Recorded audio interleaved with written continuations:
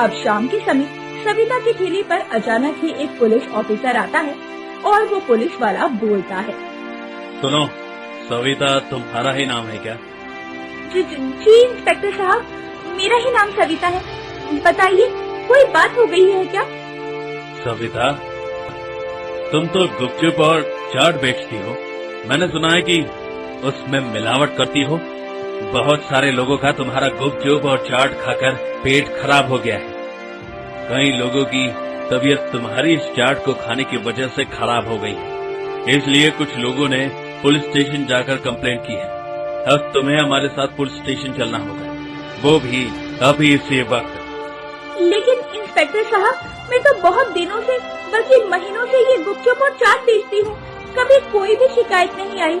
अगर ऐसा होता तो कोई तो ग्राहक आकर मुझसे इस बारे में शिकायत करता।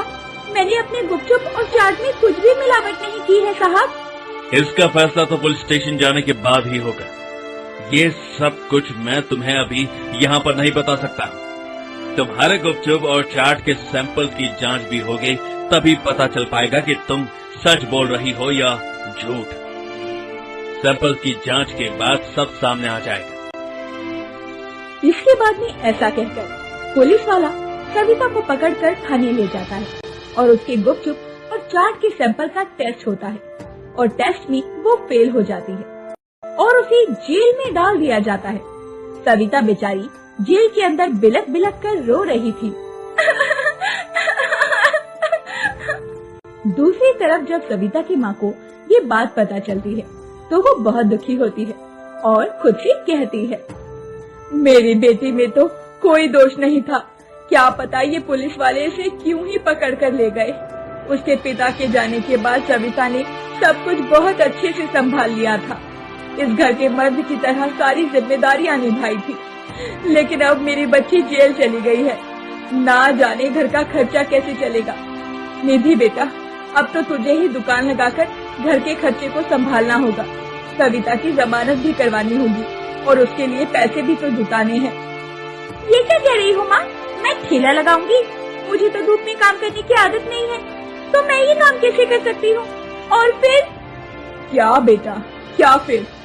तू तो जानती है कि सविता अब जेल चली गई है और मेरी भी तबीयत बिल्कुल भी ठीक नहीं रहती है। इसीलिए मैं तो ठेले पर खड़ी नहीं हो सकती ना। अब तो तुझे ही ये सब कुछ संभालना है। घर में तो राशन भी खत्म हो गया है। भला हम लोग भूखे प्यासे कब तक इस तरह अपना गुजारा कर पाएंगे। अब तुझे ही ठेला चलाना होगा। अब उसके बाद निधि के पास कोई जवाब नहीं था। निधि अगले दिन धूप में गुपचुप और चाट का ठेला लगाती है। धीरे धीरे दोपहर के पहर के साथ धूप बढ़ती जा रही थी। निधि को बहुत तेज गर्मी लग रही थी। वो बार बार पानी पीकर अपनी प्यास बुझा रही थी। आखिर में निधि को चक्कर आ जाता है और वो गिर पड़ती है। बड़ी मुश्किल से निधि खुद ही लड़खड़ाते हुए अपनी आँख को संभालती है और छाव में जाकर बैठ जाती है।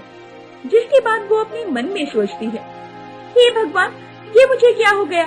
मैंने सिर्फ एक दिन ये ठेला लगाया और मेरी इतनी तबीयत खराब लग रही है कि मुझसे ये काम ही नहीं किया जा रहा। और मेरी बेचारी छोटी बहन हर दिन ठेला लगाकर हम लोगों का खर्चा उठाती थी। यहाँ तक कि उसने बड़ी बहन की शादी भी करवा दी। मैंने ही बहुत बड़ी गलती की। मैं अभी पुलिस स्टेशन जाऊंगी और पुलिस वालों को सारा सच बता दूंगी। मेरी गलती की सजा मेरी भोली भाली बहन नहीं भुगतेगी। उसने हम लोगों के लिए बहुत कुछ किया है और मैंने थोड़े से गुस्से के चलते उसके साथ कितना बुरा कर दिया। इसके बाद निधि पुलिस स्टेशन में जाती है और सारी बातें पुलिस वालों को सच सच बता देती है।